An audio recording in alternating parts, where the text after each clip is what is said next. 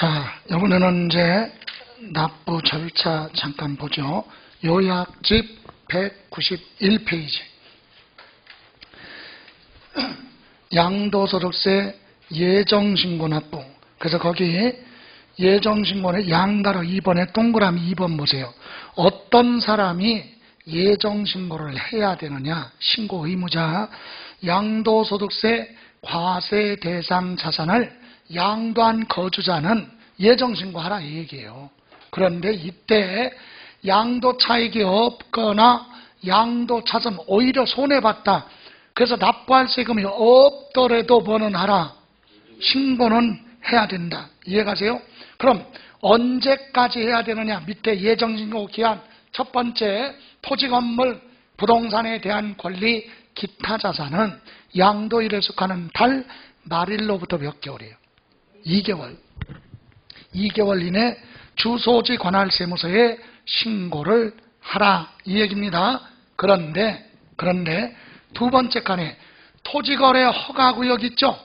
예, 토지거래 허가구역은 허가받기 전에 대금 청산한 건 무효잖아. 허가 안 받고 거래한 건 무효잖아요. 그래서 언제든지 뭐 받아야 돼?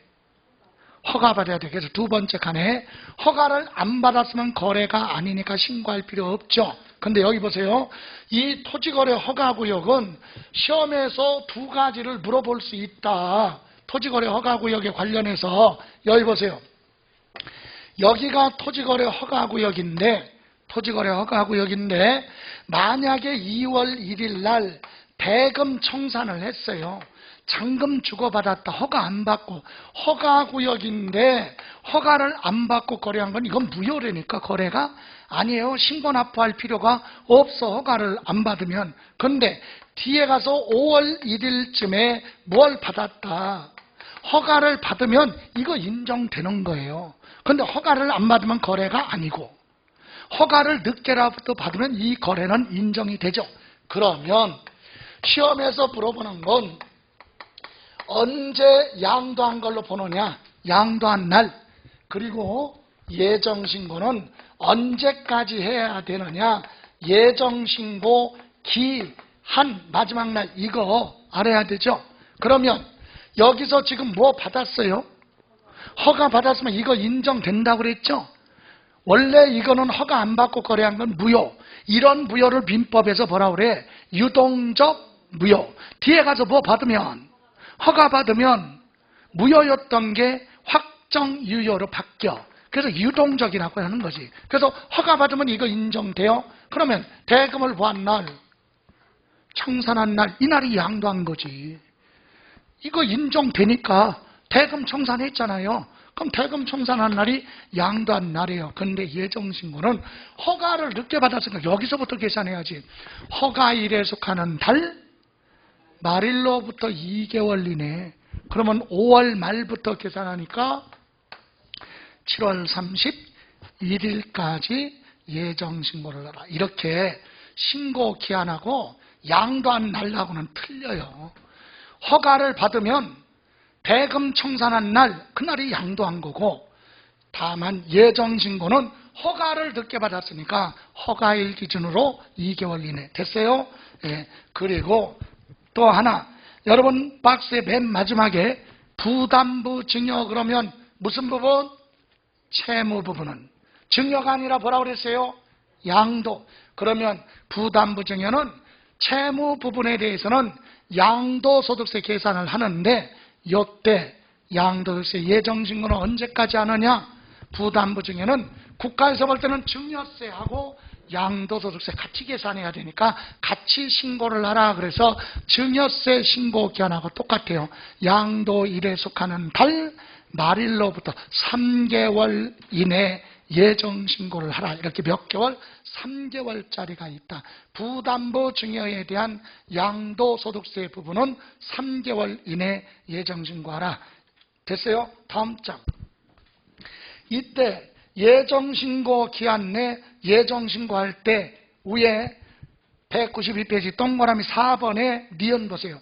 예정신고 하는데 초과 누진세율 적용 대상 자산을 2번 한다. 2번 이상 양도를 한다면 첫 번째 거 예정신고했어도 두 번째 거 예정신고할 때 이미 첫 번째 거 한 것도 같이 합산을 해서 예정신고를 해야 돼요. 합쳐서 예정신고하라. 세금이 늘어나니까. 근데 합산해서 뭐를 안 하면, 예정신고 안 했으면 확정신고할 때 합산해서 신고를 해야 됩니다. 이렇게 신고를 하면 돼요. 근데 예정신고 기한 내 밑에 동그라미 5번 뭐 안 하면, 예정신고 안 하면 법을 위반했으니까 가산세가 붙겠죠? 가산세가 적용된다. 그리고 나서 가산세 붙어서 내년에 가서 뭐 해야 돼요? 확정신고 해야 되는데 어떤 사람이 해야 되느냐?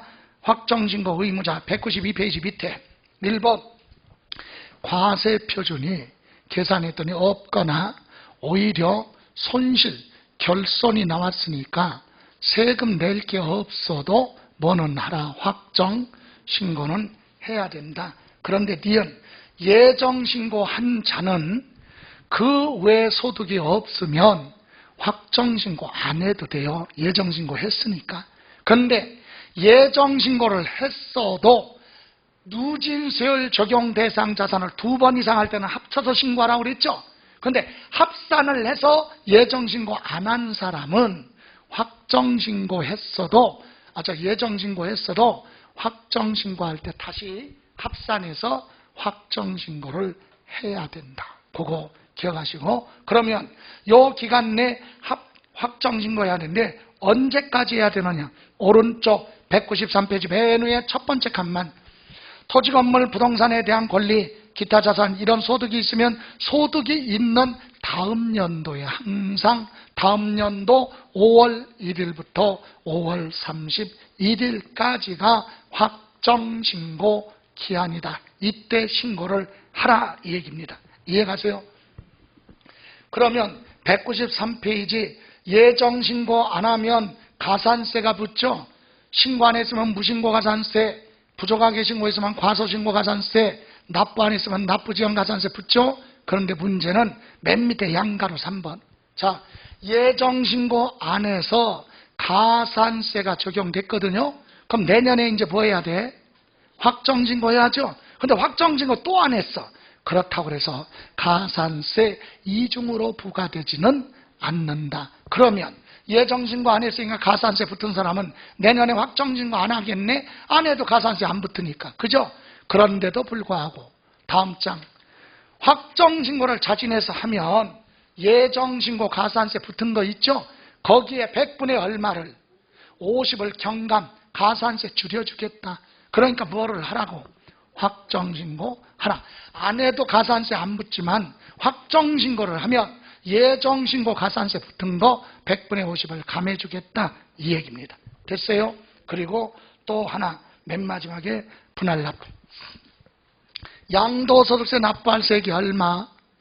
1,000만 원을 초과하면 한꺼번에 내기 어려우니까 예정신고 기한 지나고 몇 개월? 2개월. 아니면 확정신고 기한 지나고 몇 개월? 2개월 이내 분할납부할 수 있다. 그러니까 예정신고하면서 분할납부할 수도 있고 확정신고하면서 분할납부할 수도 있는데 기간은 2개월인데 납부할 세액이 얼마? 1,000만 원 봐라. 초과. 그럼 구체적으로 밑에 한도는 2천만 원이 안 되면 1,000만 원은 납부기 안내 되고 초과되는 금액만 2개월 동안 낼 수 있다 이거죠. 만약에 1,500만 원이다 그러면 1,000만 원은 납부기 안내 되고 500만 원만 2개월 동안 낼 수 있다 이 얘기예요.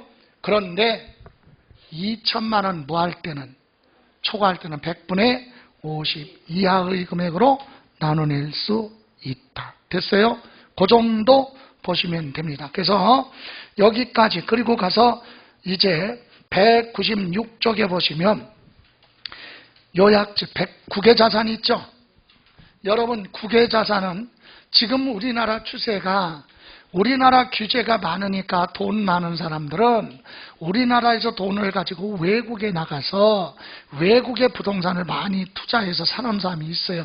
그런 거 추징해서 세금을 부과하겠다. 그런 측면에서 국외자산 양도는 30회서부터 계속 출제되고 있어. 30회, 31회, 32회 이런 건 작년에도 출제됐다고 그래서 올해 또 출제될 가능성이 있느냐? 있다. 그러니까 이런 거는 기억해야 되는데 요약집에서 한 7개 정도만 체크하고 갑니다. 196페이지 보세요. 국외자산 양도 1번 누가 세금 내야 되냐? 기본이 이거예요. 대한민국 국민이 외국에 부동산 팔았죠. 그 외국법에 따라 뭐 냈어? 세금 냈어도 우리나라 법에 따라 소득세 또 계산하겠다. 그럼 이중부가죠. 그럼 외국에서 납부한 세금은 뭐하고? 공제하고 추가로 내라. 이 취지예요. 그럼 누구한테 과세하느냐? 1번 납세 의무자. 외국에서 자산을 양도할 때까지 계속해서 몇 년? 5년 이상 우리나라에 머무르고 있어. 계속 주소 거소를 둔 거주자에 한해서만 해외 자산 양도했을 때 과세를 한다. 5년 이상인 거주자. 그거 됐어요? 다음 두 번째. 양가로 이번 과세 대상이 있죠. 그런데 첫 번째 줄 그때 국내 자산하고 똑같은데 다만 첫 번째 줄 그때 외국에서 부동산을 살 때 외국에서 돈을 대출받아서 빌려갖고 부동산 샀어요. 그리고 가지고 있다가 그거 팔았네. 그래서 발생한 매매 차익 있죠. 양도소득. 거기에는 환율 변동으로 발생한 이익도 들어가 있다면 환차익은 뭐하라? 빼라. 예? 환율 변동으로 발생한 이익은 부동산 팔아서 생긴 이익이 아니니까 그건 뭐한다? 환차익은 제외. 외화를 차입, 외국 돈을 빌려서 부동산을 취득해서 가지고 있다가 팔아서 발생한 양도소득에 환율 변동으로 인한 환차익이 있다면 그건 소득이 아니다. 빼라. 됐어요? 그거. 다음 197페이지 양가로 3번 양도차익 계산할 때 방가로 1번 첫 번째 줄 양도 당시 뭘로 하라? 실거래 가격 적용이 원칙이다. 양도가액. 그럼 방가로 2번 필요경비에 동그라미 1번 취득가액 있죠. 거기도 첫 번째 줄 양도할 때 당시 실거래 가격. 결론은 뭐예요? 해외 자산 양도할 때 양도차익은 실거래 가격으로 계산한다. 양도할 때 당시 그 나라의 실거래 가격 가지고 양도차익을 계산하는데 다만 실거래 가격이 분명하지 않다. 그럴 때만 그 나라에 양도할 때 당시 현황을 반영한 시가로 하고 원칙은 뭐라고? 실거래 가격으로 한다. 그거 다음 방가로 3번 보세요. 방가로 3번 네 번째 기억할 것이 양도차익 외화 환산이라고 있죠. 예? 거기 보시면 첫 번째 줄 양도가액이나 양도가액 부동산 팔고 돈 받았다. 필요경비 지출하고 돈 줬죠. 이때 줄 때 우리나라 돈 가지고 할 수 없잖아. 우리나라 돈은 외국에서 통용이 안 되니까.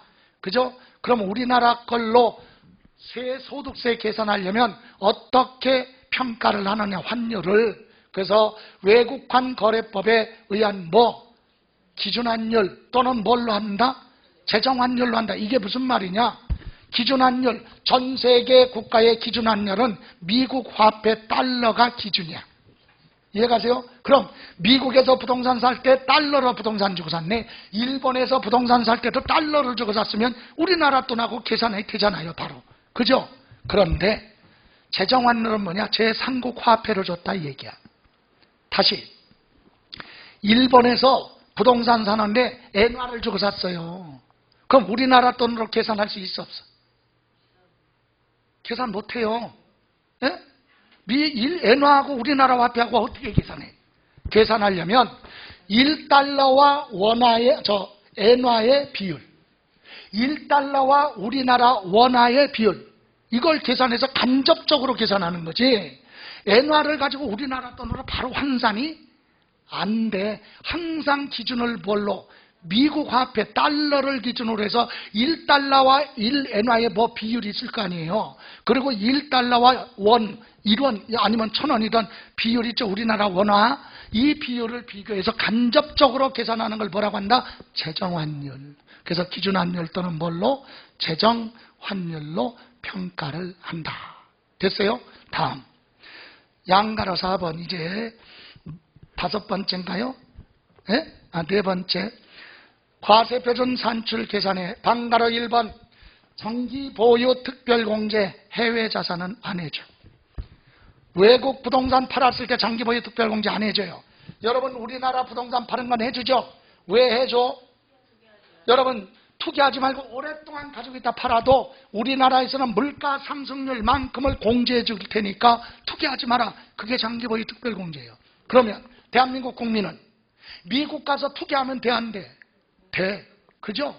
그러니까 장기 보유 특별공제 그런 거 없다. 안 해준다 이 얘기야. 해외 자산은. 다음.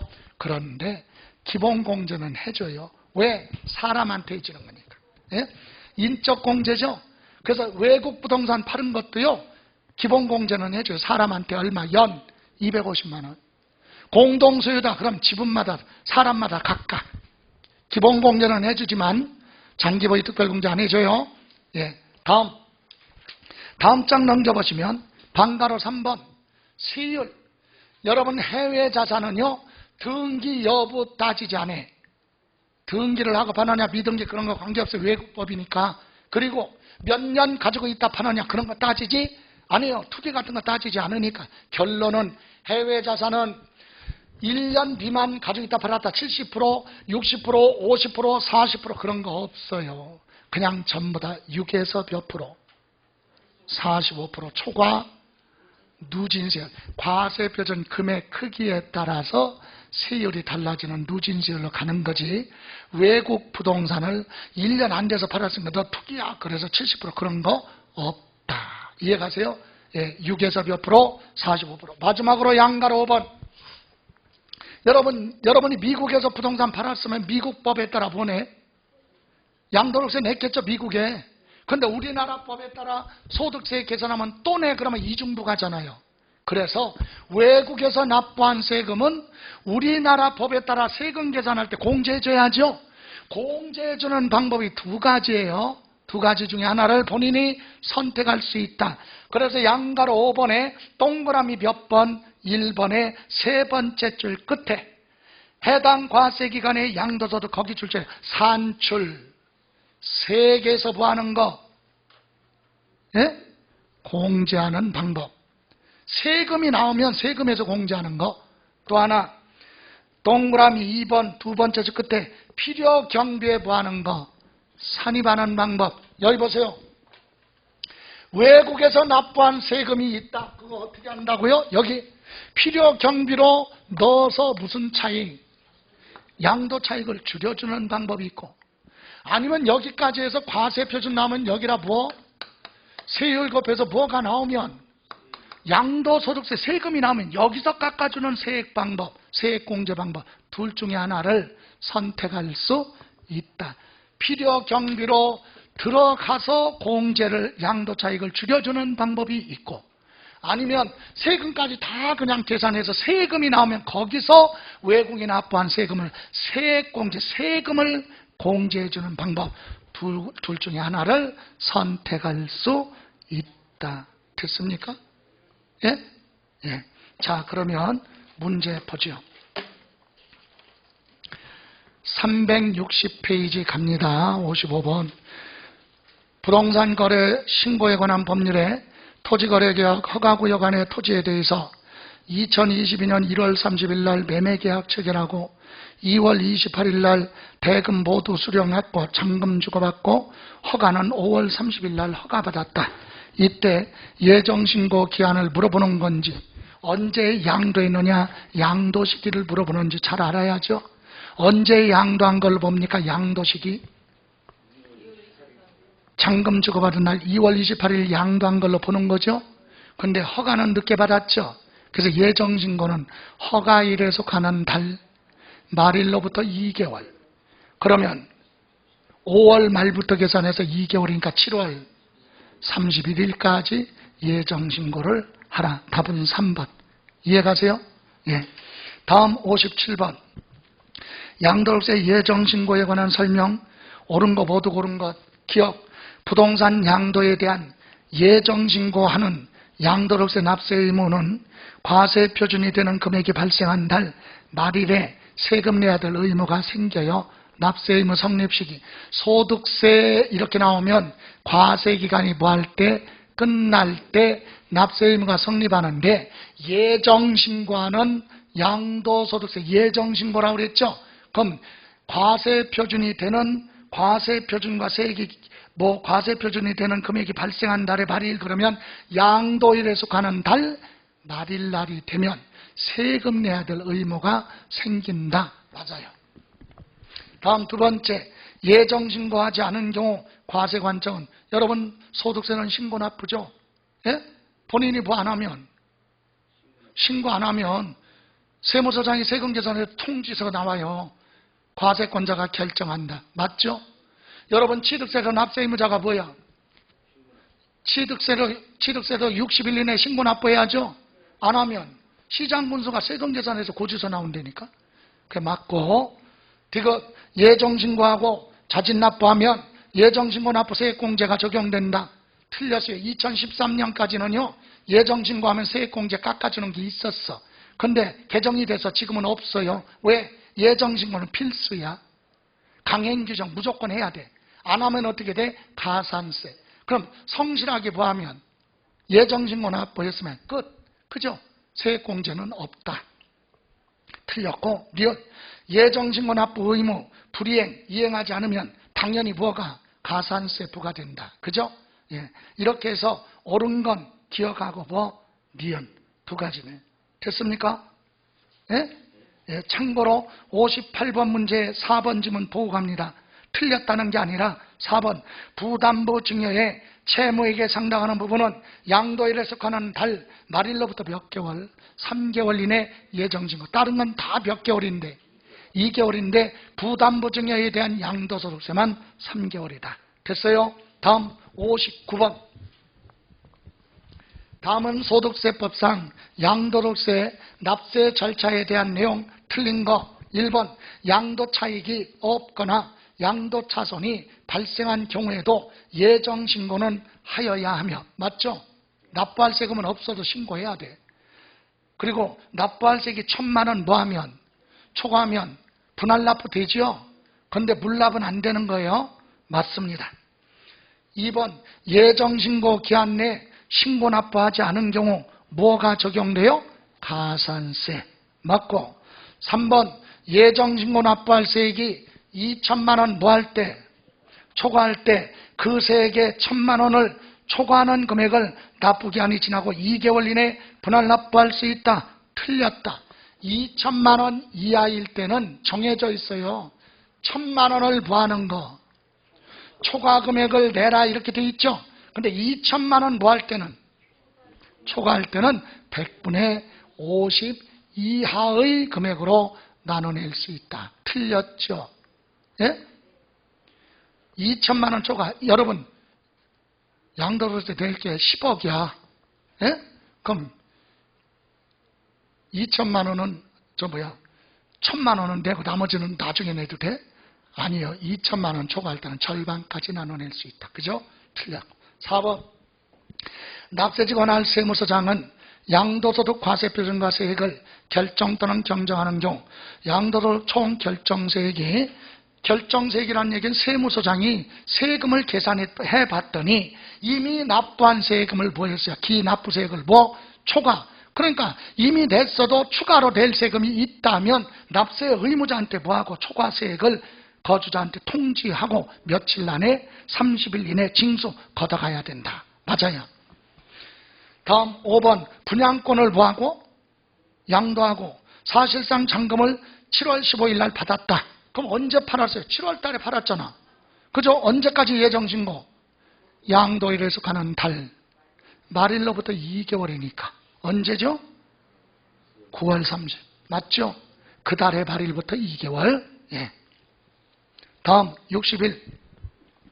다음과 같이 부동산을 양도하는 경우 과세표준, 예정신고 기한 오른 것, 계약일, 잔금지급일, 대금 청산한 날, 계약서상 잔금지급일 필요 없고 대금을 보한 날, 청산한 날, 이게 양도죠. 다만 등기가 더 부하면 빠르면 등기한 날로 가요. 등기 늦게 됐죠? 예? 아주 토지거래 허가를 늦게 받았죠? 예. 그러면 9월 28일 날 허가를 늦게라도 받았잖아.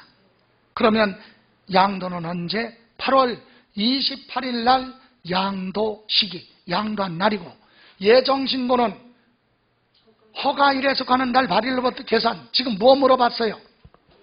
예정신고. 그럼 허가일에서 가는 날 말일로부터 2개월 이내. 그럼 9월 말부터 계산해서 11월 말까지. 답은 3번이 됩니다. 됐어요?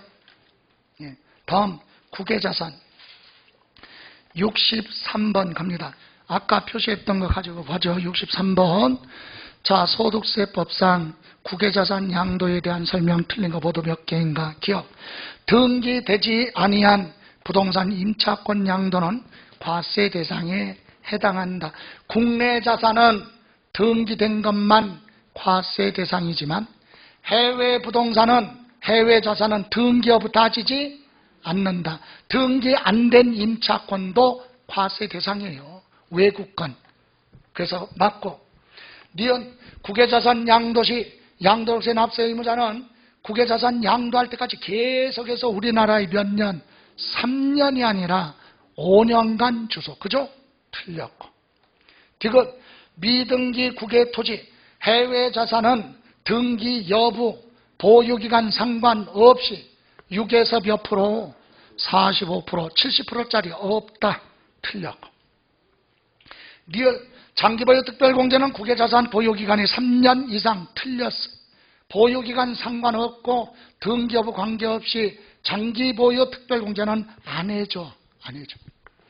다음 미음 국외자산 양도가액은 실거래 가격이 있더라도 양도 당시 현황을 반영한 시가로 하는 것이 원칙. 틀렸다. 원칙은 뭐고? 실거래 가격. 다만 실거래 가격이 분명하지 않다. 그럴 때만 시가로 가는 거죠. 틀렸고. 비읍 양도차익 계산할 때 필요경비 외화 환산은 지출한 날 현재 외국환 거래법에 의해서 기존 환율로 하든가 아니면 재정 환율 둘 중에 하나죠. 맞습니다. 이렇게 해서 틀린 거 니은 틀렸죠? 예? 디귿도 틀렸고 리을도 틀렸고 미음도 틀렸다. 몇 개? 4개. 됐어요? 예. 참고로 64페이지는 옳은 것 그러니까 보죠. 1번 국외자산 양도소득세는 양도일로부터 계속해서 몇 년? 5년간 주소를 뒀을 때만 해외자산 납세 의무 있다고 그랬죠? 3년 틀렸고.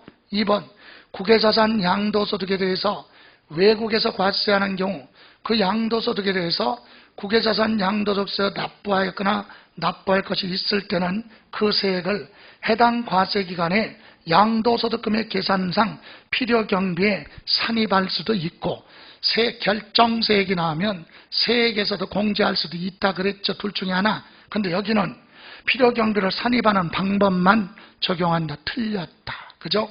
예. 다음 3번 국외자산 양도가액은 양도 당시 실거래 가격 확인이 되면 실거래 가격으로 하는 게 원칙인데 확인할 수 없는 경우 양도한 자산에 소지하는 국가에 양도할 때 당시 반영된 시가로 하되 시가를 산정하기 어려운 경우는 종류, 규모, 거래 등을 고려해서 대통령령이 정하는 방법으로 한다. 그러면 맞아요. 그러면 4번 국외자산 양도에 따른 양도소득세 과세표준 계산할 때 양도소도 기본공제 등기 안 했어도 해줘요. 해외자산은 250만 원. 그런데 장기보유 특별공제는 안 해주잖아요. 그래서 틀렸고. 5번 양도소득이 외국에서 돈을 빌려 외화를 차입해서 취득한 자산을 양도하여 발생한 소득으로서 환율 변동으로 인한 환차익이 있으면 환차익은 부동산 팔아서 생긴 소득이 아니니까 뭐한다? 제외 포함한다. 틀렸죠? 예. 이렇게 해서 올바른 건 3번이 됩니다. 됐어요? 자, 양도소득세 비과세 부분은요, 여러분, 농지는 31회 때 출제됐으니까 큰 의미 없는데 1세대 1주택만 볼 건데 요약집 잠깐 보세요. 요약집 200페이지 보시면 양도소득세 비과세는 크게 4가지예요. 200쪽. 먼저 제목만 보면 첫 번째, 파산 선고 받은 사람 재산 팔아서 생긴 소득은 세금 부과하지 않는다. 파산 선고 처분으로 인하여 발생하는 소득 비과세. 순서 바꿔서 201페이지 양가로 3번 지적 재조사가 뭐라고 그랬어요? 측량을 다시 하면서 토지 면적이 뭐였어요? 감소돼서 국가로부터 돈 받은 걸 조정금이라고 하죠. 그런 건 비과세. 이해가세요? 예, 조정금 받은 거 비과세예요. 다음 두 번째, 다시 와서 이제 우리가 공부할 건 지금 2가지는 제목만. 그리고 200쪽에 다시 와서 양가로 2번 농지를 교환 분합으로 인해서 발생하는 소득은 밑에 나와 있는 박스의 1번, 2번이 동시에 충족이 됐을 때만 비과세 혜택을 준다. 그 요건이 밑에 2번서부터 보면 금액 요건이 있죠. 금액 요건이 뭐예요? 농지를 서로 교환할 때는 금액이 똑같이 일치할 수 없어요. 그럼 차액이 발생할 수 있죠. 그 차액이 너무 크면 안 돼. 토지 가격 큰 쪽에 쌍방 토지 가격 큰 쪽에 몇 분의 몇? 4분의 1 이하가 될 것. 여기 보세요. 갑이 소유하고 있는 농지와 을이 소유하고 있는 농지를 교환하는데 갑의 농지는 1억이고 얘 농지는 8천만 원짜리라면 농지 교환할 때 차액이 발생했어요. 차액이 얼마? 예? 2천만 원 발생했잖아요. 그럼 이거는 비과세 받을 수 있느냐? 과세할 거냐? 기준이 정해져 있다. 쌍방 토지 가격을 비교를 해서 큰 거 1억이 크죠. 비교하니까 이게 크잖아. 큰 쪽에 몇 분의 몇? 4분의 1. 이게 기준이야. 4분의 1이면 얼마? 2,500만 원이잖아요. 그럼 2천만 원밖에 안 됐으니까 4분의 1 초과 안 했으니까 얘들 다 비과세 받을 수 있다, 이 얘기예요. 그런데 이런 건 안 돼요. 7천만 원짜리하고 이렇게 교환했다고 그래봐. 차액이 얼마야? 3천만 원. 큰 쪽에 몇 분의 몇? 4분의 1. 2,500만 원 초과했죠? 이건 다 과세한다, 이 얘기예요. 그러니까 차액이 적게 나와라. 큰 쪽에 몇 분의 몇? 4분의 1 이하가 돼야 된다. 그리고 사유도 법에 4가지 사유가 정해져 있어요. 첫 번째, 국가 등이 시행하는 사업으로 인해서 내 농지랑 교환 분합을 했고 차액이 몇 분의 몇? 4분의 1 이하면 비과세. 두 번째, 국가 등이 소유하고 있는 토지와 내 농지를 교환 분합했고 차액은 몇 분의 몇? 4분의 1 이하. 그러면 비과세. 세 번째, 농어촌 정비법, 농지법, 농지기금관리법 이와 같은 법률에 따라서 교환 분합을 했고 차액이 4분의 1 이하면 비과세. 이때 요 사유 4가지 중에 요 3가지는 국가나 법률이니까 거짓말할 수 없어요. 그런데 4번째는 뭐야? 경작상 개인과 개인끼리 농사 짓는데 합의에 의해서 바꿀 수 있죠. 여러분은 쌀 농사 짓고 나는 밭 농사 짓고 싶은데 바꾸고 싶어. 그럴 수도 있고, 아니면 우리 집에서 농지가 멀리 떨어져 있고 여러분도 멀리 떨어져 있으니까 불편하죠. 그래서 바꿀 수도 있다. 이런 경우는 짜고 거짓말할 수도 있기 때문에 쌍방 토지가격 큰 쪽에 몇 분의 몇? 4분의 1 이하가 되고 하나 조건이 있어요. 새로운 농지 소재지에서 몇 년? 3년 거주 경작을 해라. 그랬을 때 비과세 혜택을 주는데 다만 밑에 방가로 2번 새로운 농지 소재지에서 몇 년 거주? 3년 거주하라 그랬죠. 근데 3년 거주 경작 못했어도 특별히 인정해 주는 거, 부득이 어쩔 수 없는 경우 2가지는 인정해줘요. 첫 번째가 뭐야? 농지 취득 후 3년 안에 법률에 따라 뭐가 됐어요? 수용됐어. 내 의사와 무관하죠? 예? 3년 농사 짓지 못했는데 수용돼서 강제로. 그럼 어쩔 수 없지. 그냥 인정해줘. 추징하지 않는다. 3년 거주 경작한 걸로 보고 비과세택을 주겠다 이 얘기예요. 두 번째, 농지 소유자가 3년 거주 경작하지 못하고 중간에 사망했어요. 그러면 상속받은 누가? 상속인이 거기 가서 거주하면서 농사 지어라. 그래서 죽은 사람 피상속인과 상속인이 농사 지은 거 합쳐서 몇 년 채우면?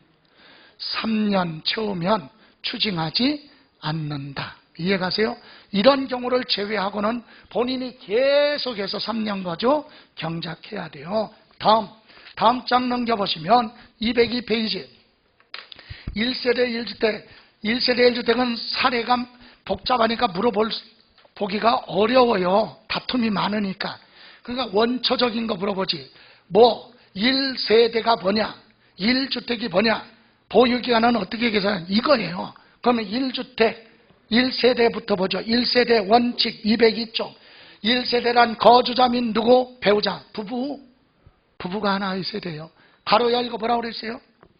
배우자가 이혼을 하였으나 생계를 같이 하는 등 사실상 이혼한 것으로 보기 어려운 사람은 뭐한다? 배우자에 포함한다. 무슨 말이에요? 부부였는데 이혼했으니까 서류상 남남이죠. 근데 짜고 이혼한 것 같아. 그럴 때는 남남이라도 부부로 보겠다. 이해가세요? 그래서 세금을 조금 내려고 짜고 이혼한 사람은 당분간 어떻게 해야 돼? 조심해서 왕래해야 돼. CCTV 없는데 차 주차하고, 그죠? 예. 엘리베이터 타지 말고 뒤에 창문 넘어서 다녀야 돼.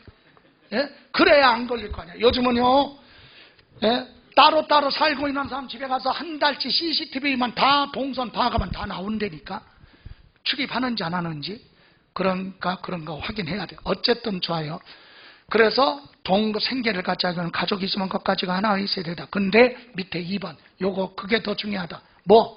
배우자가 없어도 이러이러한 사람은 부모랑 떨어져 나오면 별도의 세대 인정해줘요. 30세 이상인 자, 그러면 30세 이상인 자녀는 부모랑 떨어져 나와 세대 분리, 그러면 별도의 세대 인정해주고, 30세가 안 됐어도요, 옛날에 결혼했었는데 배우자가 사망했거나 이혼했어. 그러니까 옛날에 결혼했었던 사람은 부모랑 떨어져 나와요. 그럼 하나의 세대 인정해주겠다. 세 번째, 결혼도 안 했고 30세도 안 됐어도 돼요. 일정한 소득이 있으면 됩니다. 일정한 소득, 조금 더 들어가면 국민기초생활보장법에 기준중위 소득하면 월 평균 77만 8천 원 이상의 월 소득이 있는 자녀는 부모랑 떨어져 나와. 그러면 하나의 세대 인정됩니다. 이때 미성년자는 안 되는데, 미성년자도 특별히 되는 경우 있어요. 엉덩이 뿔난 놈 있죠? 결혼한 놈. 미성년자가 결혼했다. 부모랑 떨어져 나와. 하나의 세대 인정해줘요. 그리고 가족이 사망했으면 고아라는 얘기죠. 그랬을 때 미성년자 하나의 세대 인정이 된다. 됐어요? 자, 이렇게 기억하시고, 오른쪽에 주택. 도대체 주택이 뭡니까? 허가 여부 공부상 용도에 관계없이 사실상 주거용으로 사용하는 건물하고 거기에 딸려있는 니은 토지 있죠? 주택의 건물과 토지까지 합쳐서 주택이에요. 근데 이때 토지는요, 정해져 있어. 박스에 올해부터. 그죠? 도시지역 아니냐 밖이냐. 도시지역 밖에 있으면 10배. 도시지역 안에서도 수도권 지역 안에 토지가 비싼 가격, 주거지역이나 상업지역이나 공업지역에 있으면 바닥 면적의 3배, 녹지지역에 있으면 몇 배? 5배, 수도권 밖의 지역은 5배. 이렇게. 그래서 10배, 5배, 3배. 특히 3배짜리 기억하세요. 주거지역, 상업지역, 공업지역은 토지 가격이 비싸죠? 그런데 뭐가 있으면, 주택이 있으면 면적은 건물 바닥 면적의 몇 배? 3배. 이거 지금 단독주택 얘기하는 거예요. 아파트는 그런 거 없으니까. 공동주택은 따질 필요 없고. 됐어요? 예. 다음 2번. 여기서 주택은 알아야 될 거. 겸용주택, 상가주택은 주택 면적이 뭐하면? 크면 전부 다 주택으로 본다. 다음 니은. 다가구 주택 있죠? 다가구 주택은 양도하는 행위에 따라 틀려. 다가구 주택을 하나의 매매단이 한꺼번에 다 팔면 주택 하나 파는 걸로 본다. 1주택. 이해가세요? 그런데 반대로 가구별로 분할해서 팔면 각각 주택인데 실무에서는 거의 발생하지 않죠. 한꺼번에 다 판다. 그럼 주택 하나로 본다. 공동소유주택. 하나의 주택을 여러 사람이 공동소유하고 있으면 공동소유자 각자가 그 주택을 소유한 걸로 본다. 여기까지. 그러면 생각해봐요. 부부가 주택을 공동소유하고 있으면 각각 소유한 걸로 보면 주택 2개로 보내, 한 세대에. 그죠? 그럼 불이익을 당하죠? 그래서 그때 동일한 누구일 때는 세대원이 공동소유하는 경우는 그냥 주택 하나로 봐줘요. 이해가세요? 예. 그거 다음 장. 그럼 1세대 1주택 이제 양도할 때 비과세 받으려면 보유기간, 거주기간 충족해야죠. 그럼 204페이지 동그라미 1번. 보유기간이 도대체 뭐고 거주기간이 뭐냐? 보유기간은요, 취득에서부터 뭐할 때까지, 양도할 때까지 가지고 있었던 기간이 보유기간이야. 이해가세요? 그럼 거주기간은 뭐냐? 주민등록법에 따라 주소지 옮겨놓고 실제로 뭐하는 거? 살았다, 거주. 그 기간이 거주기간이에요. 전입한 날로부터 전출한 날까지 실제로 사는 거. 어떤 사람은 그래요. 아니, 주민등록으로 옮겨놨는데 실제로는 안 살았는데 그거 어떻게 해요? 뭐 어떻게 걸리면 세금 내고 안 걸리면 마는 거고. 그죠? 예. 그러니까 거주는 주민등록 두고 살아야 되는 게 거주라니까. 그래서 그런데 그럼 1세대 1주택은 비과세 받으려면 동그라미 2번. 일반 지역은 취득해서 양도할 때까지 2년 보유하고 팔아야 비과세다. 1세대 1주택 2년 가지고 있다 팔아야 비과세. 그런데 2번 조정대상 지역이죠. 여러분, 수도권은 전부 다 조정대상 지역이야. 거의 다. 근데 조정대상 지역이라는 건 취득할 때 기준이에요. 무엇 취득할 때? 주택 취득할 때. 예? 주택 취득할 때 조정지역으로 묶인 지역에서 묶이고 나서 주택을 취득한 건 몇 년 거주? 2년 거주. 실제로 살고 팔아야 비과세 받을 수 있다. 그럼 하나 물어볼게요. 서울은 조정지역이죠. 예? 여러분이 서울에 주택 하나 가지고 있어. 1세대 1주택이야. 그럼 2년 보유하고 팔면 돼? 2년 보유에다가 거주까지 하고 팔아야 비과세야.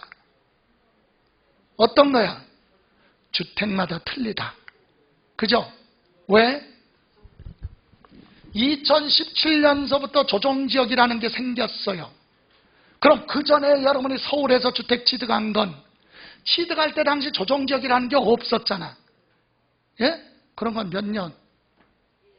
2년만 가지고 있다 팔면 되는 거고, 취득할 때 조정지역으로 묶이고 나서 취득한 주택만 2년 거주하라 이 얘기예요.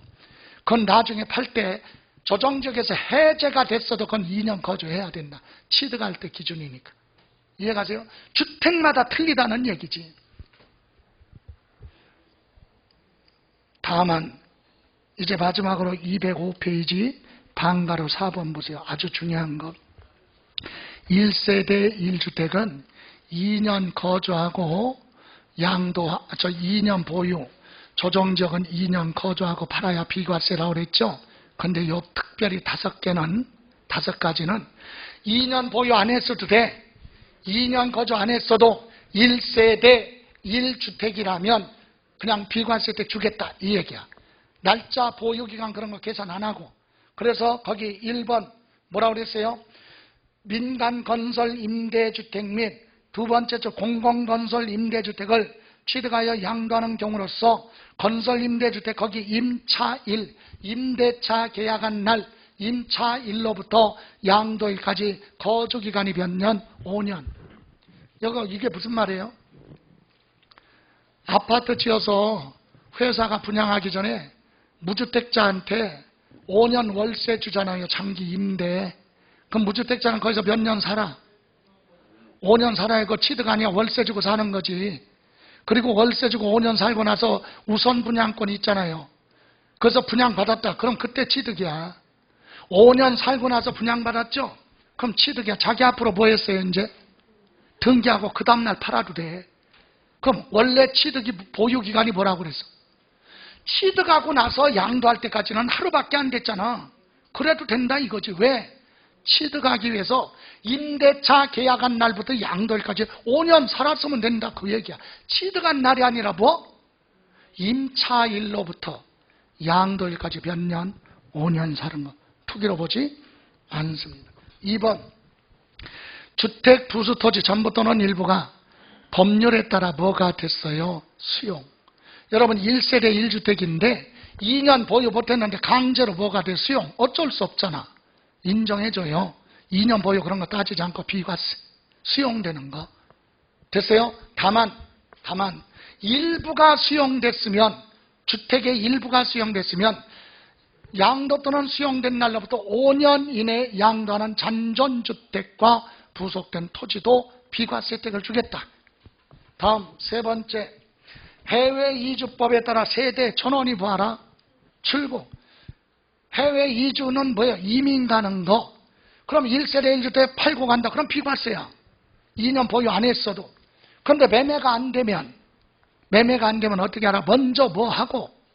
출고가고, 출고간 날로부터 2년 안에 양도하는 것까지도 비과세 혜택을 주는 거예요. 팔고 가도 비과세, 매매가 안 되면 먼저 출고가고 2년 안에 양도하는 거에 한해서만 비과세다. 다음 4번. 외국으로 이민 가는 게 아니라 외국에 나가서 1년 이상 살다가 들어오겠다. 이민 가는 거 아니지만 세대 전원이 출고갑니다. 이것도 비과세 혜택을 주는데, 다만 매매가 안 되면 먼저 출고가고 그리고 나서 2년 안에 파는 것까지도 비과세 혜택을 줍니다. 5번, 마지막으로 5번. 1년 이상 거주 조건이에요. 1년 살아야 돼, 조건이. 그 주택에서 1년 살다가 이사 갑니다. 무엇 때문에? 취약, 자녀 입학 때문에, 질병치료, 학교폭력, 근무상, 형편 이런 걸로 타 시군으로 이사 가는 경우는 2년 보유 안 해도 비과세 혜택을 주겠다 이 얘기입니다. 여기서 특징은 1년 거주한 주택을 취약 등 근무상 형편으로 타시군으로 이사 가는 거예요. 그래서 성남시에서 옆에 뭐 수원시로 이사 가는 건 돼. 그런데 성남시 안에서 이사 가는 건 안 된다. 그럼 서울특별시 강남구에서 서초구로 이사 가는 건 돼. 구가 다르니까 시군구, 특별시 광역시 자치구는 포함 해당이 되니까. 그래서 강남구에서 서초구로 이사 가는 건 된다 이거죠. 됐어요? 이랬을 때는 2년 보유 안 해도 된다. 이거예요. 그리고 1세대 1주택 고가주택은 실거래 가격 12억을 부하는 거, 초과하는 고가주택은 비과세 받을 수 없다. 그죠? 예, 그러면 문제를 한번 봅니다. 문제 어디 보시냐면, 여러분 대표 문제, 농지는요, 한번 최근에 물어봤기 때문에 366조 대표 문제 하나만 볼게요. 소득세법상 농지 교환으로 인한 양도세 관련하여 가로 안에 들어갈 내용 옳은 거, 경작상 필요에 의해서 농지를 교환하는 경우 교환에 의해서 새로 취득하는 농지를 앞으로 몇 년, 3년 이상 거주하면서, 농지 소재지에 거주하면서 경작을 해야 돼. 3년 거주, 경작. 다만 새로운 농지 취득 후 몇 년 안에, 3년 안에 법률에 따라 뭐가 되면 수용되는 경우는 인정해준다. 그죠? 그런 경우 포함해서 이렇게 해서 교환하는 쌍방 토지가액 차액이 가액 큰 편의 몇 분의 몇, 4분의 1 이하가 되면 농지 교환 분합으로 발생한 소득은 비과세합니다. 그래서 답은 몇 번? 4번이 되죠. 그까지만 보시고 비과세 갑니다. 369페이지 67번. 67번. 다음은 1세대 1주택 양도소득세 비과세 요건에 대한 설명 틀린 거. 1번. 1세대란 양도 1년제 거주자로서 배우자와 이혼하였으나 생계를 같이 하는 등 사실상 이혼한 것으로 보기 어려운 사람도 배우자 부부로 포함을 한다. 위장 이혼한 거 맞죠? 그들과 같은 주소 거소에 생계를 같이 하는 가족이 있으면 거기까지가 하나의 세대 맞고, 2번, 양도하는 날 현재 1세대 1주택 양도할 때 실거래 가격 12억을 초과하는 고가주택이나 입주권이 아닐 것, 그건 비과세 못 받으니까 고가주택 등이 아닐 것, 그래야 비과세다. 다음 3번, 양도할 때 반드시 뭐하고? 등기를 하고 양도하라. 맞고요. 4번, 양도하는 날 현재 2년 이상 보유하고 양도를 해야 되는데, 다만 2017년 8월 3일 이후 취득 당시, 그 날짜가 중요한 게 아니라 우리 시험에서는 취득 당시 조정 대상 지역으로 지정된 지역에서 주택을 취득한 것은 몇 년 거주하라. 보유기간 중에 2년 거주를 하고 양도를 해야 비과세고, 가로 안에 외국인 비거주자가 주택을 취득해서 3년 가지고 있다가 그 주택에서 거주자로 대한민국 국적을 취득했으면 그 기간 인정해주는 예외 규정이 있어요. 그래서 맞고. 5번, 주택에 딸린 토지 면적은 주택 정착 면적 계산할 때 무허가 부분도 주택 면적에 포함합니다. 포함해서 수도권 정비계획법에 따른 수도권 안의 토지 중에서 주거지역, 상업지역, 공업지역은 주택 정착 바닥 면적의 몇 배? 3배까지만 토지로 본다. 5배가 아니라 몇 배? 3배. 틀렸죠? 다음 68번도 비과세 대상 1세대 1주택 비과세 적용함에 있어 배우자가 없어도 하나의 세대 인정하는 경우가 아닌 것. 1번 30세 이상인 자, 배우자가 사망했거나 이혼했거나 한 경우. 네 번째 100분의 40 이상의 일정한 소득이 있는 자. 다섯 번째는 미성년자도 결혼했거나 가족이 사망한 경우는 하나의 세대 인정되죠. 그래서 틀린 건 3번 주택을 보받았다, 증여받았다, 혜택 없어요. 그런 거. 그죠? 틀렸다. 다음 69 소득세법상 1세대 1주택 양도소득에 대한 비과세에 있어서 1주택에 대해서 틀린 거. 1번 1세대 1주택 비과세 요건을 갖춘 대지와 건물을 동일한 구성원이 각각 소유하고 있는 경우도 1세대 1주택으로 본다. 무슨 뜻이에요? 주택 하나를 건물은 남편 앞으로 부인 앞으로 토지는 이렇게 따로따로 소유하고 있어도 부부잖아요. 그러면 1세대 1주택으로 본다. 맞아요. 2번 1세대 1주택과 여러 개 상가를 소유하다가 그 주택을 양도하는 경우도 1세대 1주택으로 본다. 어떤 사람 잘못 이해하면 우리나라의 부동산은 무조건 주택 하나만 있어라. 그게 아니잖아. 상가 100개 있는데 주택이 하나도 없어요. 그 불쌍한 무주택자야. 이해가세요? 예? 상가 10개든 100개든 그건 별개라니까. 주택 하나 있으면 1세대 1주택, 2개면 1세대 2주택, 주택이 없으면 무주택자. 상가는 10개 가지고 있어요. 그런데 주택이 하나도 없다니까 걔는 무주택자야. 아파트 청약할 때 우선권 주고. 이해가세요? 예, 그래서 맞습니다. 3번. 잘못 이해하면 그냥 다른 부동산 하나도 없고 주택 하나만 있어야 돼. 그런 뜻이 아니라니까. 주택만 얘기하는 거지. 3번. 하나의 주택을 여러 사람이 공동 소유하고 있으면 지분이 가장 큰 자 아니지. 각각 소유로 본다. 지분이 크던 적던 각각 소유로 본다. 틀렸어요. 4번 별장이나 기숙사, 숙소는 1세대 1주택으로 보지 않습니다. 주택이 아니니까. 5번 소유하고 있던 공무상 주택인 1세대 1주택을 거주용이 아닌 영업용 건물로 사용하다 양도하는 경우는 1세대 1주택으로 보지 않는다. 맞는데 이게 무슨 말이냐? 여러분 주변에 보면 등기부상에는 주택인데 단독주택인데 사업자 등록하고 음식점으로 외곽지역에 보면 많이 있죠. 예? 영양탕, 백숙집 이거 전부 다 주택이잖아. 등기 권리 중에. 그런데 사업자 등록하고 뭐예요? 거기 음식점으로 사업하잖아. 예? 그 상태에서 팔면 그건 상가야. 주택이 아니다. 비과세 받을 수 없다. 그 얘기하는 거죠. 공부상에 뭘로 되어 있어도 주택으로 되어 있어도 영업용으로 사용하고 장사하고 있잖아. 그런 건 주택이 아니다. 여기 보세요. 그러면 주택 가지고 있는데 음식점으로 사용하는 사람은 어떻게 합니까? 그러면 자, 취득세는 언제 기준이에요? 취득할 때 기준. 재산세는 6월 1일 기준.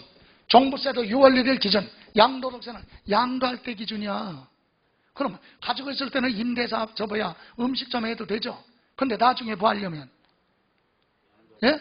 팔으려면 팔기 전에 폐업 신고하여 사업자 등록, 폐업.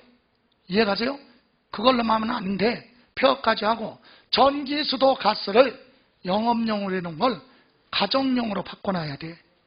예? 그래서 한전에 도시가스 등에 해서 가정용으로 바꿔놨죠. 그러면 이제 온전한 거야. 주택. 그리고 팔면 비과세. 이해가세요? 근데 사업자 등록이 되어 있는 상태에서 팔면 그건 주택이 아니지. 그랬더니 어떤 분은 뭐라고 그랬냐면, 아니 그러면 음식점으로 사용하다가 폐업 신고하고 그러면 바로 팔면 팔기 그러면 언제 며칠 전까지 그거 폐업해야 돼요? 너무 속 보이는 거 아니에요? 이렇게 질문하는 사람도 있어요. 아니 법을 공부하는데 무슨 감정이 개입해? 여러분 양도는 언제 양도라고 그래서 법에? 양도 및 취득식이 언제 사고 파는 걸로 봐? 매매. 대금을 보한 날. 잔금 주고받은 날. 잔금 주고받기 전에만 정리하면 되죠. 이해가세요? 음식점으로 사용하다가 폐업 신고하고 전기수도 가스를 어디로? 영업용에서 가정용으로 한전에 도시가스에 신청하면 분초까지 딱 찍혀. 그리고 나서 10분 있다가 돈 받으면 되지, 계좌로. 그럼 대금 부할 때, 청산할 때 당시 주택이잖아. 그럼 비과세란 얘기지. 뭐 며칠 전에 하고 그런 거 없이. 그 산 사람은 또 거기다 뭐 하고 싶어? 주택 샀어요. 이제 뭐 하고 싶어? 음식점 하고 싶어요. 그럼 사업자 등록해. 그 사업에. 나중에 뭐 할 때는? 팔 때는 기억 안 나면 전소유자한테 물어봐. 너 어떻게 하고 팔았니? 똑같이 하면 되잖아. 그런 거예요. 예. 그래서 틀린 건 3번. 자, 70번까지입니다. 70번까지. 다음 중 소득세법상 양도세 비과세 적용받을 수 없는 경우에 해당하는 것은 법정 요건이 충족된 걸로 가져와라. 1번. 양도 당시 2년 이상 보유, 조정 대상적이 아니다. 실거래 가격 12억에 양도한 1세대 1주택은 비과세냐 과세냐? 비과세죠? 예? 1세대 1주택 고가주택은 과세인데 고가주택은 12억을 초과. 지금은 딱 12억이야. 초과 안 했잖아. 예? 고가주택이 아니야. 그러니까 1세대 1주택 비과세지. 12억을 초과하면 고가주택이니까 과세. 12억을 초과 안 했으니까 비과세. 다음 2번. 비과세 요건을 갖춘 1세대 1주택자가 매매계약서의 거래가액을 실거래가격과 다르게 적었다. 업계약서, 다운계약서 작성했다. 사기죠, 사기. 비과세 받을 수 없다. 과세. 3번. 경작상 필요에 의해서 교환하는 농지로서 쌍방 토지가액 차액이 4분의 1 이하다. 그럼 비과세죠? 예. 다음 4번. 건축법에 허가받지 아니하여 등기가 불가능한 1세대 1주택. 아까 그랬죠? 미등기라도 1세대 1주택 무허가주택은 어쩔 수 없이 등기 못하는 거잖아. 무허가니까. 그래도 미등기로 보지 않아요. 그래서 1세대 1주택 무허가주택은 등기한 걸로 보고 비과세 받을 수 있다. 다음 5번. 양도 당시 다른 주택과 분양권은 없는 경우 실거래 가격이 12억에 양도하는 조합원 입주권도 주택으로 보고 비과세 받을 수 있는데 실거래 가격 12억을 뭐하면 초과하면 고가 입주권이다. 그래서 과세야. 근데 12억을 초과 안 했으니까 비과세다. 됐어요? 예. 아까 72번 보실래요? 72번. 그거 하나 더 볼게요. 아까 저 72번에 무슨 얘기냐면 1세대 1주택은요 2년 보유하고 2년 거주하고 팔아야 비과세인데 그런 거 따지지 않고 비과세 혜택 주는 거 있다 그랬죠? 그래서 그 문제. 그래서 다음 소득세법상 한 세대가 양도하는 날 현재 하나의 주택을 보유하고 있는 경우로서 보유기간, 거주기간 제한받지 않는 거, 옳은 거 1번. 주택 및 부수 토지 전부 또는 일부가 법률에 따라 뭐가 됐어요? 수용. 예? 수용됐으면 내 의사와 무관하죠? 그러면 2년 보유 안 했어도 비과세 맞아요. 그런데 다만 거기 양도 또는 수용일로부터 3년 이내 양도는 잔존주택과 부속토지 포함. 그거 틀렸죠? 여기 보세요. 주택이 이렇게 있는데 수용당할 때 도로 등으로 편입되느라고 이 부분만 수용됐다. 그럴 수 있잖아요. 일부만. 그럼 짜투리 남은 거 있잖아요. 이거. 그럼 수용되고 난 날로부터, 수용된 날로부터 몇 년? 5년 안에 이걸 다른 사람한테 파는 것도 비과세. 3년이 아니라 몇 년? 5년. 그래서 틀렸고. 2번. 민간 건설 임대주택 취득하여 양도하는 경우로서 해당 건설 임대주택 취득한 날로부터 양도일까지 보유기간이 5년 이상인 경우는 보유기간 제한받지 아니한다. 틀렸어요. 이거는 이 건설 임대주택은 두 번째 줄 취득한 날이 아니라 임차 일로부터 양도일까지 보유간이라 거주기간, 실제로 사는 거 거주기간이 몇 년? 5년 이상인 임대주택이에요. 보유간이라 뭐? 거주. 틀렸고. 3번 해외 이주로 세대 전원이 출국한다. 보유기간 제한받지 않는다. 맞죠? 다만 출국한 날로부터 3년이 아니라 몇 년? 2년 안에 파는 것만. 4번 1년 이상 계속해서 국외 거주를 필요로 취약 근무상 형편으로 세대 전원이 출국하는 경우 보유기간 제한받지 않는다. 단 출국일 현재 1주택을 보유하고 3년 안에. 이것도 틀렸죠? 몇 년? 2년. 아까 3번은 이민 가는 거, 4번은 1년 이상 외국에 살다가 들어오겠다 이거죠?